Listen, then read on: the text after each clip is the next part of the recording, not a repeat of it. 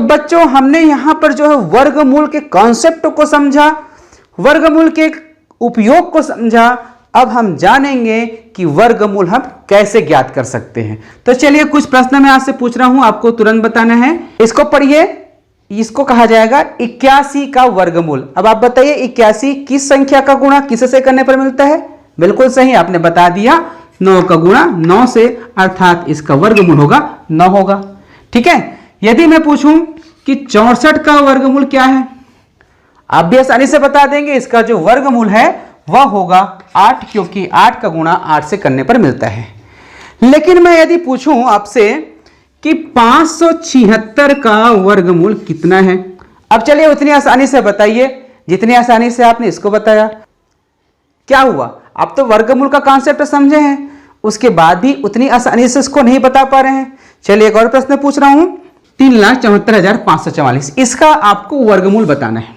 चलिए, जितनी आसानी से आपने इसके वर्गमूल को बताया, क्या उतने ही आसानी से इन दोनों संख्याओं के वर्गमूल को हम बता सकते हैं? नहीं, इसके वर्गमूल को मैं भी आसानी से नहीं बता सकता, इसको हमको ज्ञात करना होता है।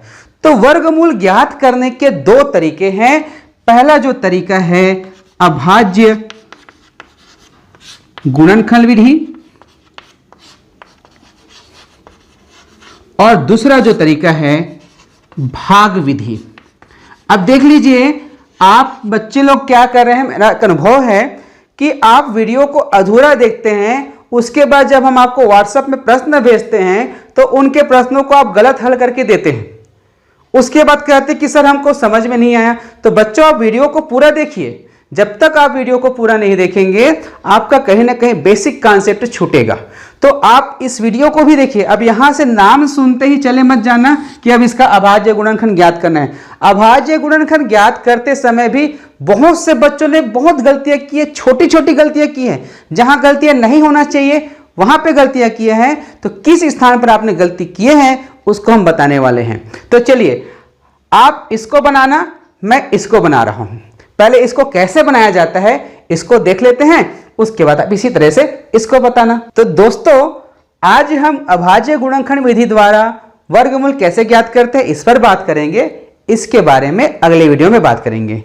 एक और खास बात, हमारे जो स्टूडेंट हमसे जुड़ रहे हैं वो केवल अपने पुस्तक के प्रश्नों को हल नहीं कर रहे हैं, वे अब स्वयं से सवाल बनाना भी सीख रहे हैं। हमारे बहुत से छात्र जैसे सोनाली, परमानंद, टीशा, ये सब जो है हमारे वीडियो देख करके अपने मन से सवाल बनाना शुरू कर रहे हैं। तो आप भी इस प्रकार से सीखना चाहते हैं तो हमारे व्हाट्सएप ग्रुप से अवश्य जुड़िए, और व्हाट्सएप ग्रुप में जुड़ने के लिए नीचे कमेंट में अपना मोबाइल नंबर अवश्य भेजें। और एक और बात, यदि अभी तक आपने हमारे चैनल को सब्सक्राइब नहीं किया है तो आप हमारे उज्ज्वल लक्ष्य चैनल को अवश्य सब्सक्राइब कीजिए, क्योंकि इसमें हम गणित को इसी प्रकार से बेसिक कॉन्सेप्ट के साथ लेकर आ रहे हैं। तो चलिए, हम अभाज्य गुणनखंड विधि द्वारा कैसे इसका वर्गमूल ज्ञात कर सकते हैं इस पर चलते हैं। बाकी को मैं अभी मिटा रहा हूं, आप लोग इसका स्क्रीनशॉट ले सकते हैं। तो देखिए, अब हमें इस प्रश्न को हल करना है जिसको पढ़ा जाएगा। आपको अल्पविराम लगाना आता है ना? 3,74,544 का वर्गमूल हमको ज्ञात करना है, वो भी अभाज्य गुणनखंड विधि द्वारा। अभाज्य गुणनखंड विधि बहुत सरल है, लेकिन हमारे कई स्टूडेंट छोटी छोटी गलतियां कर रहे हैं। तो इस वीडियो को देखिए, आप कहां पे गलती कर रहे हैं उसको मैं बता रहा हूं। सबसे पहले जो है आप इस प्रकार से लाइन खींच लीजिए। आपको लाइन खींचना आता है। 3,74,544 ये दिया गया संख्या है। अब देखिए यह किससे विभाजित हो रहा है। हाँ, यहां पे एक आप गलती क्या कर रहे हैं, आप लोग अभाज्य संख्या को ही इस प्रकार से ले 2, 3, 5, 7, 9 ऐसे ले रहे हैं। तो बच्चों, 9 जो है अभाज्य संख्या नहीं है। यदि अभाज्य संख्या के संबंध में कोई डाउट है तो हमारा एक वीडियो बना है, उसको अवश्य देखें, जिसमें हम अभाज्य संख्या को बहुत ही बेसिक तरीके से बता दिए हैं। आप उसको देख सकते हैं। तो देखिए, सबसे पहला जो अभाज्य संख्या है 2 है। तो क्या यह 2 से विभाजित होगा? हाँ, इकाई में 4 है, 2 से विभाजित होगा। विभाजित करते समय आपको ध्यान देना है, इसको विभाजित कीजिए, 2 एकम 2, ठीक है, 1 बचेगा और ये 7, तो इस प्रकार से 17 हो गया। ठीक है, तो 2 अट्ठे 16, इसमें 1 बचेगा और ये 4, तो हो गया 14। तो इसको हम 2 सत्ते 14, यहां तक हो गया भाग की प्रक्रिया। उसके बाद यहां पर 5 के लिए 2 दूनी 4, एक यहां बचेगा और 4 14, 2 सत्ते 14 और 2 दूनी 4। ठीक है, इतना आपने कर लिए। इसके बाद और आगे बढ़िए, 2 नियम 18, 2 तिया 6, 2 छक्के 12, 2 तिया 6, 2 छक्के 12। फिर लीजिए, कहाँ पे समस्या आने वाली आपको बता रहा हूँ, अभी वहाँ पे हम पहुँचे नहीं हैं। 2 चौक 8, एक बचेगा, 2 छक्के 12, यहाँ भी एक बचेगा, 2 अट्ठे 16, 2 एकम 2, 2 अट्ठे 16। अब देखिएगा, यहीं पे वह समस्या है जिसके बारे में बात कर रहा हूँ।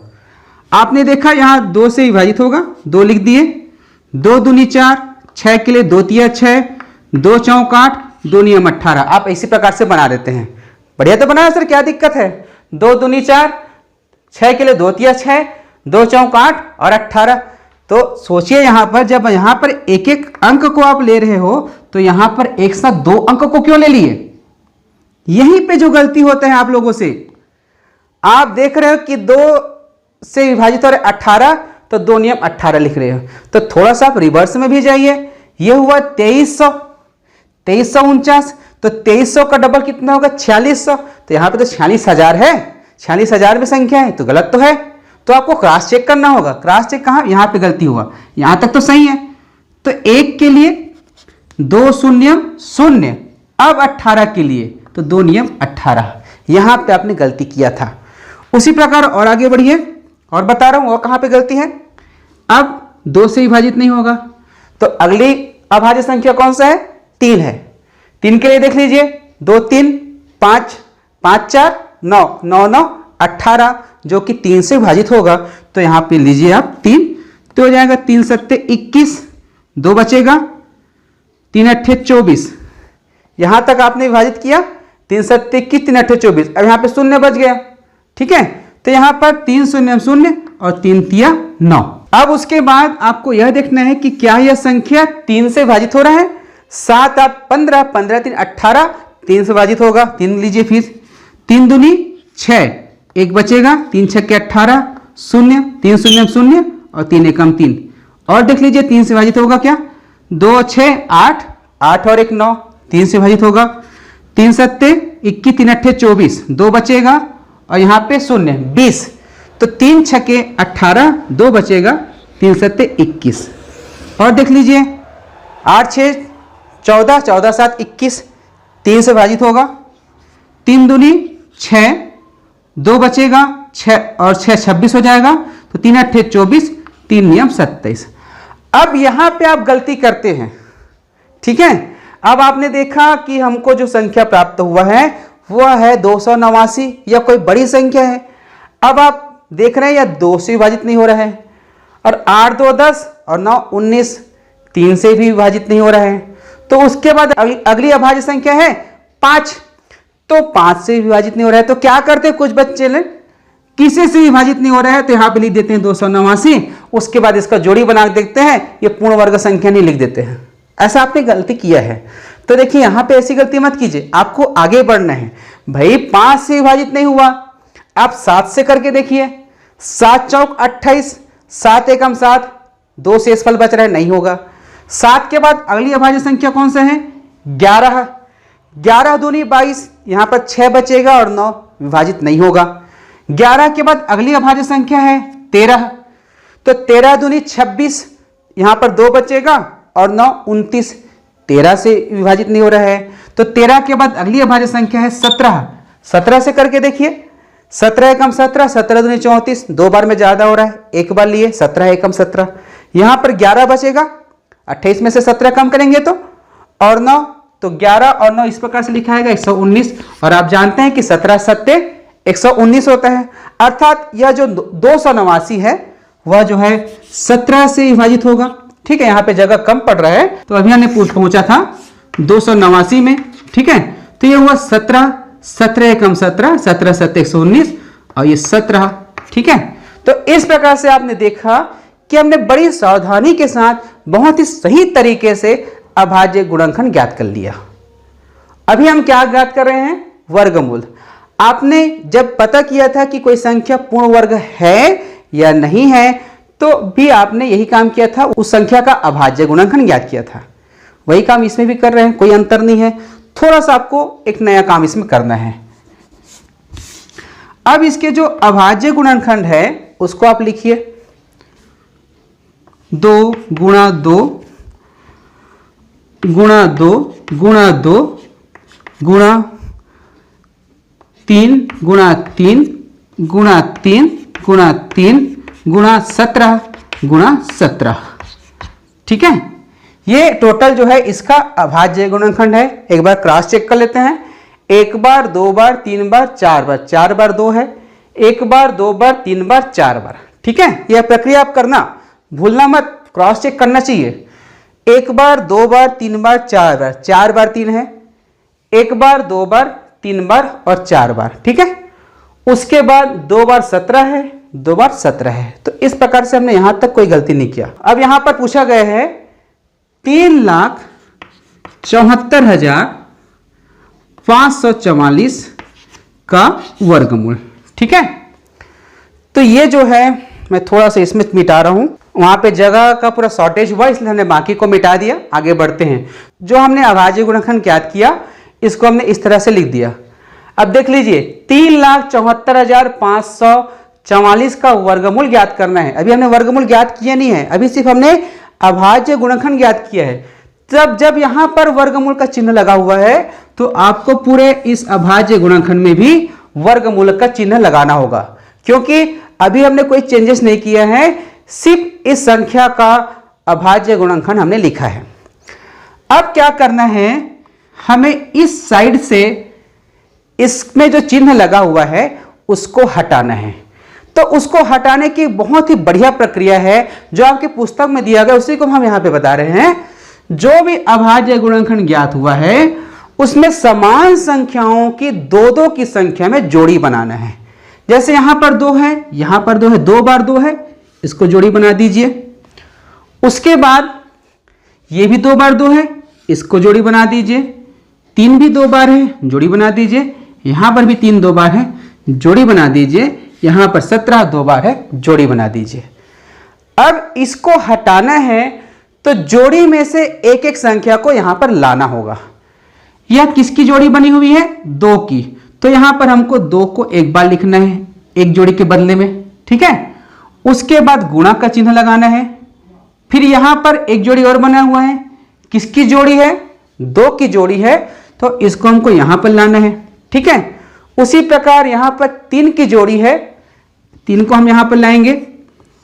उसके बाद ये जो चौथी जोड़ी है उसमें भी जो संख्या है 3 है, तो हम यहां पर 3 लिखेंगे। और जो 5वां जोड़ी बना हुआ है उसमें 17 है, तो हम यहां इस प्रकार से 17 लिखे। तो अब जो है यहां देख रहे हैं हमने इसको हटा दिया। हटाया इसलिए क्योंकि इसकी जोड़ी बनी और जोड़ी बनने के बाद ही हटाया जाएगा। जोड़ी नहीं बनती है तो नहीं हटाया जाएगा। जिन संख्याओं की जोड़ी बन रही केवल उसके ही करने को हटाया जाता है। अब इसको आप गुणा कर दीजिए। 2 दूनी 4, 4 तिया 12, 12 तिया 36। और 36 का पढ़ा 17 बार तो नहीं पढ़ सकते, तो इसलिए 36 गुणा 17 कर दीजिए। उसके बाद इसको और गुणा कर दीजिए। तो 17 छके 102, हासिल आया 10 और 17 तिया 51 और 51 और 10 61। तो ये जो है इस प्रकार से हमें वर्गमूल प्राप्त हुआ और यह जो है 3,74,544 का यह जो है वर्गमूल है। तो हम इसको पढ़ सकते हैं 3,74,544 का वर्गमूल 612 होगा। अब आप बड़ी संख्या को हल कर लिए, छोटी संख्या को आसानी से हल कर लेंगे। आपको केवल 3 स्टेप पे काम करना है। पहला, दी गई संख्या का अच्छे से अभाज्य गुणनखंड ज्ञात करना है। अच्छे से इसलिए क्योंकि अभी हमने जो गलतियां आपको बताया वो ना करें। अगर वो करेंगे तो आप जो है सही उत्तर पर नहीं पहुंच पाएंगे।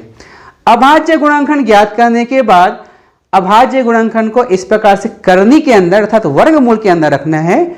उसके बाद 2-2 की जोड़ी बनाना है।